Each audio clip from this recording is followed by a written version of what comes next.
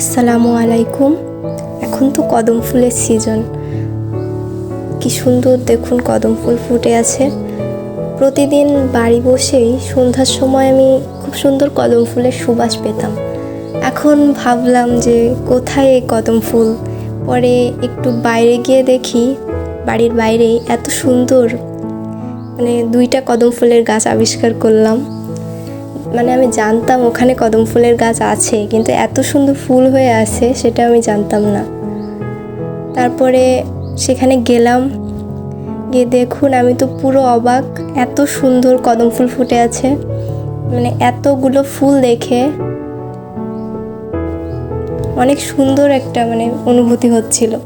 জীবনে প্রথমবার এত সুন্দর কদম ফুল গাছ সব ফুল এত সুন্দর সামনে থেকে দেখলাম। গাছে মাশাআল্লাহ অনেক ফুল ফুটে আছে। তো দুইটা গাছের একটা গাছে মাত্র একটাই ফুল দেখা যাচ্ছে। এই যে দেখুন, এখানে মাত্র একটা ছোট ফুল ফুটে আছে। তারপরেও পাতাগুলোও মাশাআল্লাহ কি সুন্দর। এই যে ফুলটা, আমার তো মনে হচ্ছিল যে আমি সবগুলো ফুলই পেড়ে নিয়ে চলে আসি। তারপরে প্রথমবার দেখুন কদম ফুলের কলি দেখলাম, এত ছোট্ট কিউট একটা কলি। আসলে আমাদের মেয়েদের তো ফুল দেখলে মাথা ঠিক থাকে না, তারপরে যদি হয় সেটা কদম ফুল, তাহলে তো আর কথাই নেই। তারপর চলে গেলাম ফুল পাড়তে। তো কীভাবে পারবো সেটা বুঝে উঠতে পারছিলাম না।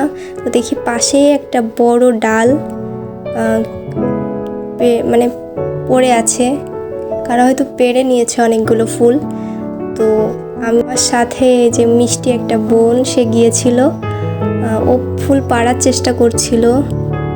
তো ছোট মানুষ পারতে পারছিল না সুন্দরভাবে। দেখুন কতগুলো পাতা পড়ে যাচ্ছে, কিন্তু ফুল পারতে পারছে না। তারপরে ও ডালটা ধরেই পাড়ার চেষ্টা করছিল, এবং আমরা তখন অবশেষে গিয়ে ফুল পাড়তে পারলাম। দেখুন নিজের হাতে গাছ থেকে কদম ফুল পাড়ছি, এত সুন্দর একটা অনুভূতি। আমি গতকালই মনে মনে বলছিলাম যে আমি যদি এরকম গাছ থেকে নিজে ফুল পাড়তে পারতাম।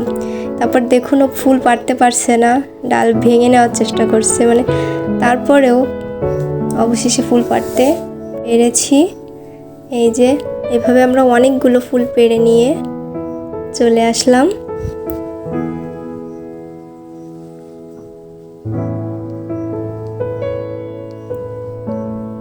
তারপরে গাছটা এত বড়, নাগাল পাওয়া যাবে না। যদি এই ডালটা না ভাঙা থাকতো আমরা হয়তো ফুলই পাড়তে পারতাম না। তারপরে বাসায় ফুলগুলো নিয়ে এসে একটু ফটোগ্রাফি করলাম, কিন্তু উপরে এত রোদ। তারপরেও মাশাআল্লাহ দিনটি অনেক সুন্দর ছিল, অনেক সুন্দর একটা নতুন অনুভূতি হলো।